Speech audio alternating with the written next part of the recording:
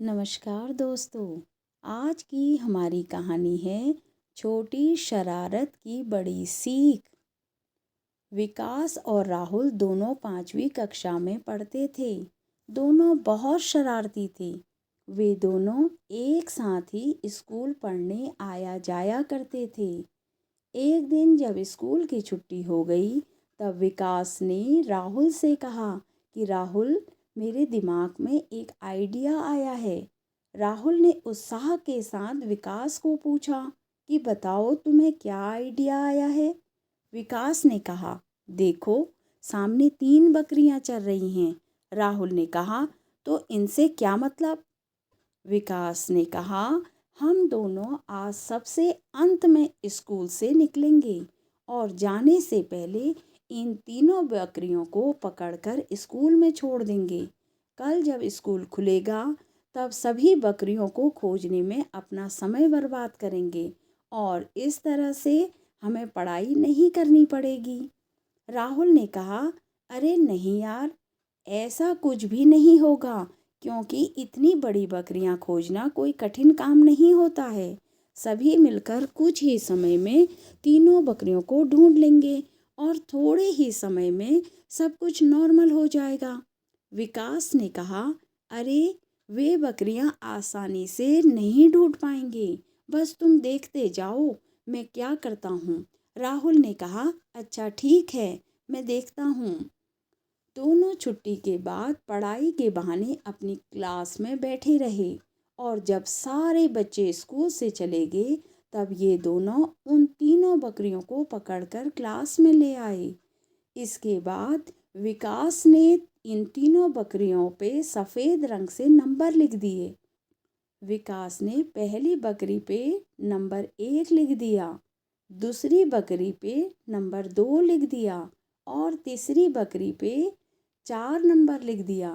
तभी राहुल ने उनसे पूछा, विकास, तुमने तीसरी बकरी पे 4 नंबर क्यों लिखा। विकास ने कहा, अरे दोस्त, यही तो आइडिया है मेरा।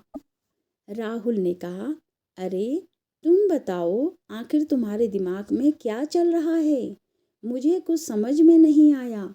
विकास ने कहा, कल सभी तीसरे नंबर की बकरी को ढूंढने में पूरा दिन निकाल देंगे और तीसरे नंबर की कोई बकरी है ही नहीं, इसलिए वो उन लोगों को कभी मिलेगी भी नहीं।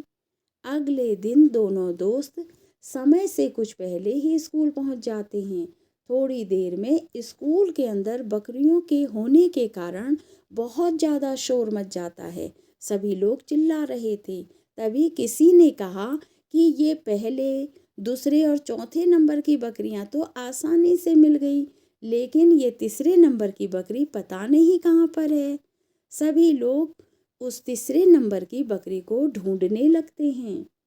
स्कूल का सारा स्टाफ उस तीसरे नंबर की बकरी को ढूंढने का बहुत प्रयास करता है, किंतु किसी को भी तीसरे नंबर की बकरी नहीं मिलती है, क्योंकि तीसरे नंबर की कोई बकरी थी ही नहीं। स्कूल में सभी परेशान हो जाते हैं, लेकिन विकास और राहुल बहुत खुश होते हैं।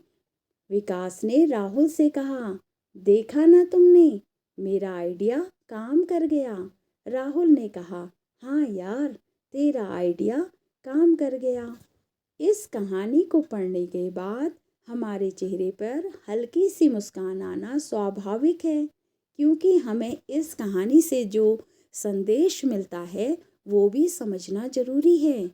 लाइफ में हम भी कई बार तीसरी बकरी को ढूंढने के चक्कर में अपना समय बर्बाद कर देते हैं, किंतु वो हमें मिलती ही नहीं है, क्योंकि वो वास्तविक में होती ही नहीं है। हम सभी को ऐसी लाइफ चाहिए जो परफेक्ट हो और जिसमें कोई भी प्रॉब्लम न हो, किंतु वास्तव में ऐसी लाइफ होती ही नहीं है। सभी को ऐसी जॉब चाहिए जिसमें सब कुछ अच्छा हो और कोई भी टेंशन न हो, किंतु वास्तव में ऐसी कोई जॉब होती ही नहीं है। इस कहानी से हमें यह शिक्षा मिलती है कि हमें हर वक्त किसी भी चीज़ के लिए परेशान होने की ज़रूरत नहीं है। ऐसा भी हो सकता है कि हम जिस चीज़ के लिए परेशान हो रहे हों और जिस चीज़ की तलाश कर रहे हों वो चीज़ वास्तव में हो ही ना। आपको यह कहानी कैसी लगी मुझे कमेंट सेक्शन में अवश्य बताइएगा। फिर एक कहानी लेकर मैं आपसे मिलती हूँ। तब तक के लिए ओके, बाय बाय।